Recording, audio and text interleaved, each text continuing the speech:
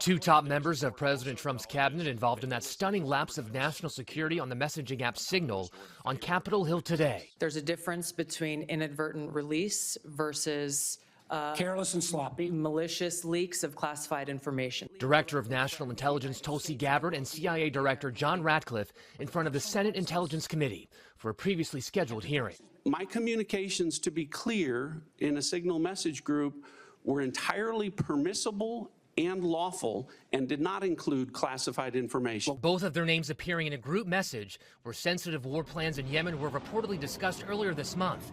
Also in the chat, a journalist inadvertently added to the group. That journalist, editor-in-chief of The Atlantic, Jeffrey Goldberg. It seems completely absurd to me that the national security leadership of the United States would be meeting on a messaging app to discuss forthcoming military action. Goldberg says he was added to the group by National Security Advisor Mike Waltz. President Trump today standing by Waltz, telling NBC News Waltz has learned a lesson and he's a good man. Goldberg says other names in the group included Vice President J.D. Vance and Secretary of Defense Pete Hegseth, who Goldberg claims was sharing war plans so sensitive The Atlantic decided not to publish them. Weapon systems and packages and timing and weather in Yemen and all kinds of information about sequencing of particular events.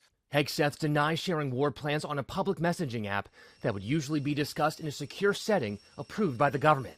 Nobody was texting war plans, and that's all I have to say about that. House Democrats not buying that denial. Instead of apologizing to the American people, Hegseth lied to American people. Both sides of the aisle are calling for a full investigation to get a scope of what happened here and to see if this has happened before, where secret military operations are being discussed on an unsecure channel. Perry Russum, ABC News, Washington.